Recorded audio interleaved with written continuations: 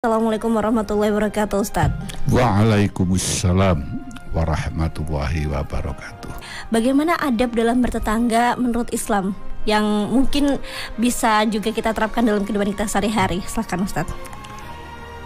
Terima kasih Mbak Nada atas tema yang dipilih untuk siang hari ini. Jadi menurut ajaran agama Islam itu tanda-tanda kebaikan iman seseorang itu fal yukrim dhaifahu. Artinya itu memuliakan tamu. Tapi juga ada perintah lagi fal yukrim jarohu. Ini muliakanlah tetangga. Nah, pada siang hari ini yang kita bicarakan adalah bagaimana kita ini adab atau tata krama atau tata cara atau ya unggah-ungguh kalau dalam bahasa Jawanya dalam bertetangga ini. Perlu kita ketahui bahwa keimanan seseorang itu dapat dilihat bagaimana dia itu dapat memuliakan tetangga. Karena tetangga itu ada saudara terdekat. Oleh karena itu perlu paham, saudara kita ini ada saudara, tetangga menjadi saudara, betul-betul saudara. Dalam arti ada ikatan tali persaudaraan, ikatan darah kalau mungkin dalam bahasa Jawanya. Tapi juga ikatan darah itu ada yang ikatan darah tapi juga seagama. Jadi ada yang ikatan darah tapi lain agama. Tapi ada ikatan darah satu agama. Nah, kalau umpamanya mohon maaf tetangga kita di daerah transmigrasi mungkin ya saudara seikatan darah, ya seagama, ya satu desa asalnya maksud saya. Ya, karena rombongan bisanya ya. Karena itu rombongan. Nah, ini kita harus bisa membeda-bedakan. Dalam arti bukan untuk dibedakan, tapi kita harus punya tata krama unggah-ungguh. Salah satu contoh kita tetangga, saudara. Kalau saudara kita ini, kalau dalam bahasa Jawanya awune luwih tuwa. Nah itu gimana ya kalau awune luwih tuwa itu bahasa Indonesia itu sebutan urutan terah keluarga itu memang jatuh lebih tua. Ya kita mesti dalam bertetangga itu tidak hanya sekedar kita bertetangga, tetapi kita ada penghormatan tersendiri karena memang awunya lebih tua. Begitu juga kita bertetangga, yang tetangga kita itu orang soleh, contohlah ulama. Ya tentunya kita berbeda dalam memberikan tata krama kita terhadap seorang ulama. Dan ini harus kita pikirkan, bukan tetangga itu sama dalam kita bertata krama, tetapi kita ya melihat mereka. Terus contoh lagi, kita punya tetangga yang mereka itu adalah guru. Tentunya kita akan berbeda menghadapi dengan mereka yang profesinya bukan guru. Kenapa? Karena guru itu adalah termasuk orang yang menebarkan ilmu, yang bisa menjadikan generasi penerus itu adalah generasi yang berkualitas.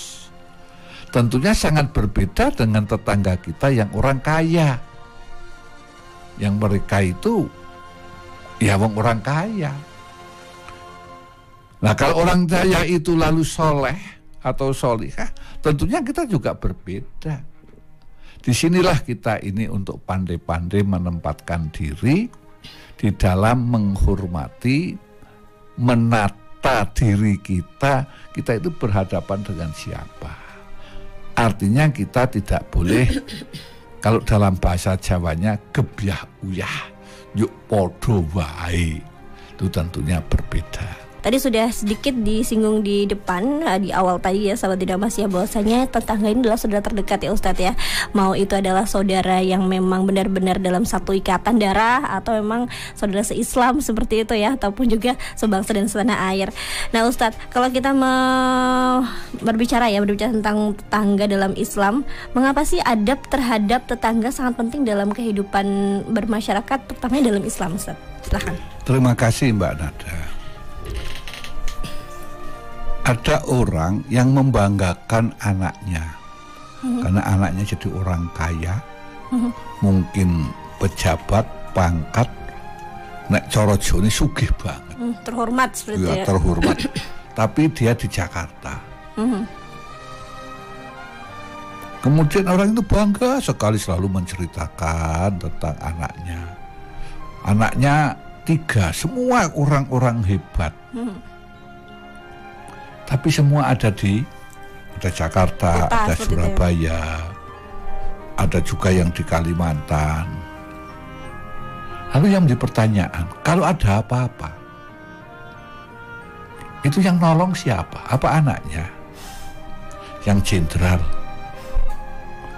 yang kolonel, mungkin yang kapten. Kan yang nolong tetangganya. Andai kata terjadi sesuatu yang tidak kita inginkan, yang menolong itu tetangga. Bukan anaknya yang dia bangga-banggakan. Dia, kalau dalam bahasa Jawa, cok omuk. Ya karena saking bangganya gitu ya. Iya, saking bangganya itu omuk. Sehingga dengan tetangga tidak begitu, merespon atau tidak punya belas kasih sama sekali. Nah, sementara saudara terdekat itu tetangga. Ini. Andai kata sakit, mumet, sudah orang tua, anaknya sudah pergi semua, siapa yang akan menolong? Kalau bukan tetangga. Yang membawa ke rumah sakit siapa? Apa anaknya? Mungkin dia bisa bayar. Apa selamanya dengan yang namanya uang bisa? Nggak bisa. Bagaimanapun hubungan sosial ini adalah sangat-sangat penting. Oleh karena itu, Rasul itu pernah ditanya tentang kebaikan seseorang. Rasul menjawab, tanya saja pada tetangganya. Maka mohon maaf ini para pemirsa dan pendengar, kalau mau jatuh cinta mengambil menantu maupun mengambil apapun yang perlu seleksi, ya tanya dulu pada tetangganya. Dia lebih tahu, tekliwernya itu tetangga. Walaupun mungkin di hadapan kita itu orangnya bagus sekali, mungkin dengan tetangga. Nah, maka penilaian tetangga itu adalah lebih objektif. Kalau sampai tidak objektif, mesti ada sesuatu yang menjadikan tidak objektif. Ini. Maka tanya tetangga, atau juga tanya teman, bagaimana rekam jejak kalau istilah dalam sekarang menghadapi pilpres ini. Itu lebih tahu temannya. Ini. Tetangganya juga lebih tahu, karena apa? Kalau dalam bahasa Jawa ngerti wadanani. Maka orang yang hebat itu sesungguhnya bagaimana orang itu bisa hebat di lingkungannya sendiri. Sulit itu. Ini. Seperti Rasulullah Muhammad, dia diakui hebat oleh orang-orang Mekah. Walaupun prosesnya juga panjang. Ini. Oleh karena itu penting sekali kita itu menghormati tetangga. Subhanakallahumma wa bihamdika asyhadu an la ilaha illa anta astaghfiruka wa atubu ilaik. Maha suci Engkau ya Allah dan segala puji bagimu. Aku bersaksi bahwa tiada Tuhan melainkan Engkau. Aku mohon ampun dan bertobat kepadamu. Wassalamualaikum warahmatullahi wabarakatuh.